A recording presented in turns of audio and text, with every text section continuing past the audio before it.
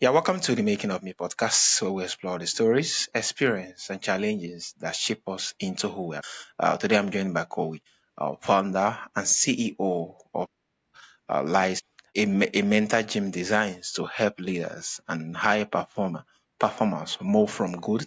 Cory's work is focused on proactive mental leadership performance and helping people show up as it as their best self in their work life. It's really a pleasure having you on the show. Yeah, thanks for having me. Good to be Yeah. here. So Corey, what were some about the experience or challenges that shape you into who you are? Where do you want me to start? There's a few of them. Just some feelings that actually more like speak volume when it comes to who you are. Yeah, a few stand out. I think the first one that I really noticed was quite young. My parents split up for the first time, and I didn't see it coming. Right, you're young. I think I was in the second grade. Your parents kind of approach you with this news that Yeah. kind of rattles your world, and you're like, wow, okay, I guess not everything's all sunshine and rainbows all the time. Yeah.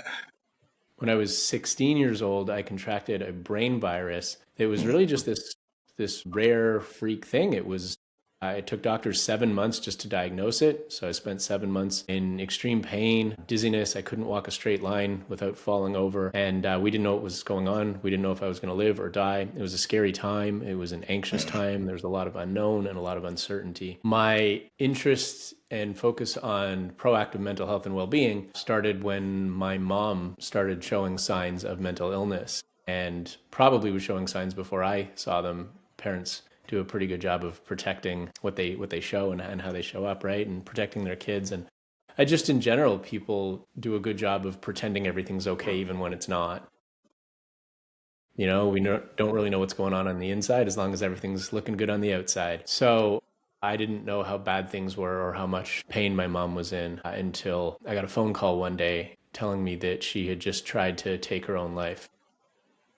And shortly after that, she tried again. And I was so rocked by this because there was a feeling of helplessness in that there's nothing I can do to change this situation, to help my mom, to save her. And really, I had a similar feeling, although not to this extreme, but a similar feeling with my brain virus. Like, this was out of my control. There's nothing I can do here. Even back to when my parents split up, there's nothing I can do. It's not in my control. And then a little while after that, my mom, she went through with it, and she did end her life. It was an incredibly difficult time, painful, heartbreaking, confusing, very all the things. I was scared her situation could be genetic, and that it could be coming for me too. That really scared me. And then shortly after that, my dad, who was my role model. He was the guy I looked up to my whole life. He was my guy. I thought so highly of my dad. And that's when he began his spiral of alcohol addiction and drug addiction. And it just unfortunately it's a spiral that only went in one direction. And so I now was scared to turn out like my father as much as my mother. And now all of these things did put me in a position to make a decision about who I want to be and how I want to show up. And am I going to let my circumstances and my situation define me, or am I going to define me? It certainly got me interested in taking a proactive approach to mental health, not crisis response, but good to great. How do we show up at our best and perform at our best and think at our best and lead our best and feel our best, doing it at work and at home, right? Holistically. And so I used what had happened with my parents not as an excuse or a poor me kind of situation, but as inspiration to be better. Yeah. And that, I would say, those are certainly some of the more meaningful and impactful situations that shape me. Yeah, it's really a whole lot. And while you're just sharing it, I'm just wondering how it must have been like, because despite more like I just turned 30 this year and I lost my mom a few weeks back. I know how more like how it was compared to me when you were 16, you lost your mom, and that was actually more like I'm just wondering how it must have been. I was like, what, that must have really been. And Well, yeah. I'm glad to It's hear hard that. for anybody. I was 21 when my mom passed. It was, Yeah, it was a few years of mental illness, but it's hard for anybody. You're losing yeah, somebody who you love so much and care about so much. It's gonna hurt whether you're 6 or 60, yeah. So right? true. It's Yeah, yeah, um, I would say one way it was definitely fortunate in all of this, and in some ways I think of it as like a perfect storm, that I was brought up by two parents who really cared a lot about being parents and being loving, supportive parents. I'm so grateful for that. And they challenged me to think and think differently, and they held me to a higher standard, and they taught me a lot about not just accepting the way life is, but exploring the yeah. way you want it to be. And so Mm, when things started to really get difficult and get bad, I felt like I was somehow equipped to handle it yeah, and come out yeah. on the other Amazing. side. But that doesn't mean it hurts any less, right? And I'm Yeah, sure so same true. in your situation. Yeah, so true. Amazing, amazing. So, what does it really mean? So, to move, coping with life, to proactive growth. Yeah, so it's a decision that everybody has to make for themselves. And sometimes it's made on a company and organizational level. But it's this idea that, think about it on a scale from 1 to 10. Everybody that I have the pleasure of working with in Lyceum, and everybody that we get to encounter, they're leaders, they're high performers, they're high Yeah, potentials. They don't want to be a 7 out of 10. It's just, it doesn't appeal to them. It's not interesting yeah, to them. They want to know what's 10 like. Like, what's that end of the scale like? And how do I get from here to there? And 10 isn't about some like unattainable standard. It's not about working harder. It's not about grinding. It's not about burning out. It's none of those things. Really, truly about showing up at your best, your personal best, and understanding what that means and what that looks like and how it feels, and thinking and making decisions at your best, and leading and performing at your best. And again, doing that at work and at home. And so there are some people, a lot of people, who on that scale from 1 to 10 are maybe closer to a 5 or a 6. And there's nothing wrong with it. There's no judgment about it. Again, it's a personal choice. Many people at a 5 or a 6, like you said, they're like, they're good. I'm fine. I'm not at a 1 or a 2. I'm okay. This isn't exactly what I want, but it's fine and no problem. And then you've got another group of people, even people around that 5 or 6, who are like, I don't want to be a 5 or 6. I've got more potential to realize. There's more of me I can be, and more of me I can step into, and more of me I can give to other people if I do get to show up that way. And so they want to move up that scale. But the ones who excite us the most are the ones who I would say are kind of 6, but more 7, 8. And that's a self-identified 7 or an 8. It doesn't need to be measured specifically, but they want to move towards 10. And again, it's a choice. It's a personal preference for a lot of people, but again, there are a lot of companies and organizations who want that for their people too. yeah. Amazing, amazing. Thank you. So you describe lexicon as a mentor. How do people actually train the same way they train? Yeah, so Lyceum is a mental gym. It's a gym for your mind. The same way we have fitness for our bodies, this is Yeah, fitness for your mind. And you do it, well, you go to a physical gym, you're lifting weights, you're running on a treadmill, you're doing things like that. yeah, We don't do that. Everything we do is challenging you to think and reflect and think differently and learn new tools and build new skills and habits in the mindset that help you show up at your best. So 1 hour a week, we work out live online in a group setting, trainer-led group setting with other like-minded, high-performing individuals. They're smart, they're driven, they're growth-oriented people. They want to show up at their best. They know how much it matters. And we explore a new relevant topic each week, challenging people, discussing, exploring who we are and how we show up and how to elevate that one small manageable improvement at a time. We do that with a lot of integration. So theory's great, but theory without integration doesn't change anything, right? We need to be yeah, integrating it into our lives. Tools are great, but tools without practice and skill building, they're just tools. So we need to build the skills. We need to practice what we're doing. We need the mindset that makes it all stick. We need the mental habits that let us do it consistently, even when we're stressed, even under pressure, even when things are hard. Because a lot of people can show up at their best when it's easy. But what happens when it's hard? What happens when it's stressful? What happens when you're under pressure? That's when we really need to be showing up at our best. And so this is what we work on through each mental workout, again, 1 hour, once a week, in a way that people genuinely get excited about. yeah. Amazing in a way that people get excited about, and I think it's that line is really sometimes it's easier to kind of being able to do things in a group compared to when you're doing this lane, just you alone. And I think this really is. So why do high performers often struggle with prioritize mental wellness, even when they know it? It's a great question. It's the same reason that so many people struggle to prioritize things that they know are important. Like everybody knows that exercise is important. Everybody knows Yeah. that eating well is important. Everybody knows that sleep is important, right? We know these things. Everybody knows these things. So why don't we prioritize them? Because we need more than just information. We need more than Mm, just somebody telling us this is something you're supposed to do. If it were that easy, we'd all be in fantastic shape physically, mentally, emotionally. We'd all be high performers. We'd have the best relationships. We'd feel great all the time.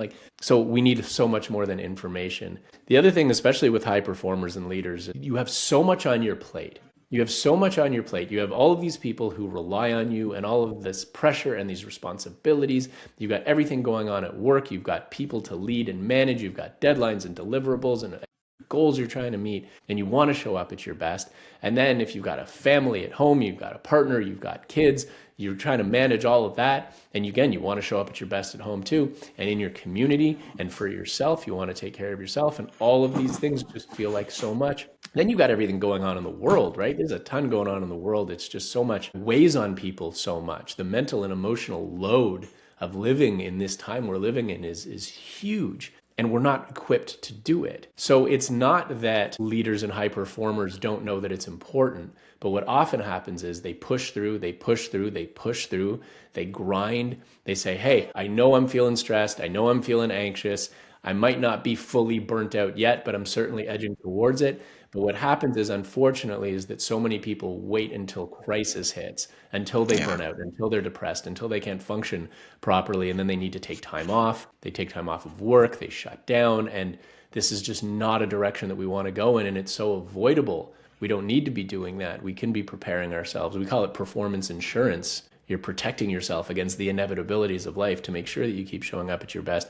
But unfortunately, again, we're such a reactive society. We wait until things crash. Even a lot of companies, the support, the mental health support they offer for their people, including their top people, their top leaders and high performers, is just reactive support for only when they hit a crisis point. And it's important that those resources are offered. Of course it is. But to only approach mental health when you're in crisis, like imagine only approaching physical health if you were sick or injured. You couldn't play sports, you couldn't go to a gym because you want to be healthy and fit and strong and have energy. No, you can't do any of those things. All you can do is go to the doctor if you're injured. Like it just makes no sense, right? It makes no sense to think Yeah. about our physical health that way, but for some reason we still think about our mental health that way. Well, we really need to change how we think about that. Yeah, so true, true. Amazing. And thank you so much for sharing. So how do you help leaders balance high performance with emotional and mental substance? How do we do it? Yeah, how do we do How it? do you? There are certainly a lot of tools we use and skills that we build, but we focus on things like a mental resilience and grit and decision making. Decision making is so important, especially under stress and under pressure. We learn emotional intelligence, recognizing when we get triggered, how to not take things personally, how to not react to things like that, and instead how to respond as our 10 selves do.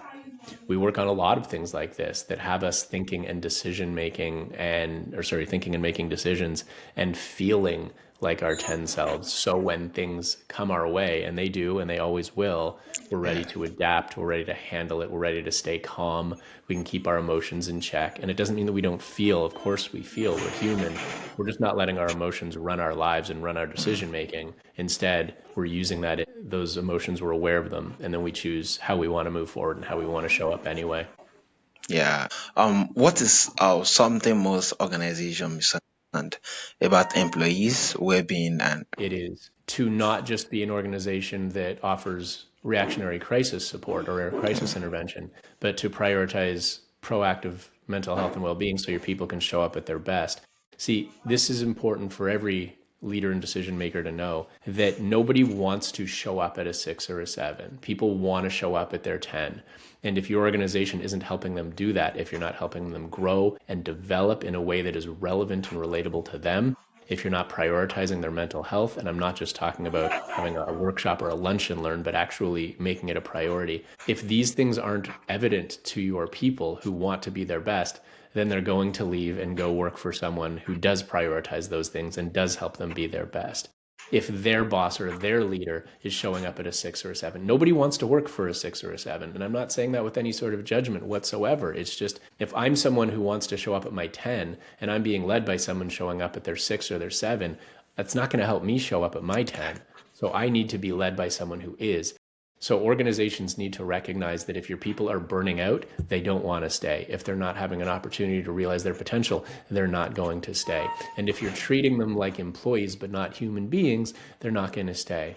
But if you can help them realize their potential, if you can help them be mentally healthy and fit, if you can help them show up at their best at work and at home, if they feel genuinely valued and supported as human beings, not just as employees, if you can do all that, you have an amazing strategic advantage. You will get the best people, you will keep the best people, and they'll be telling their friends and their family and their colleagues about this great place to work. That is an incredible strategic advantage. And this is something that I believe that some employers, many employers, are missing about the importance of retention.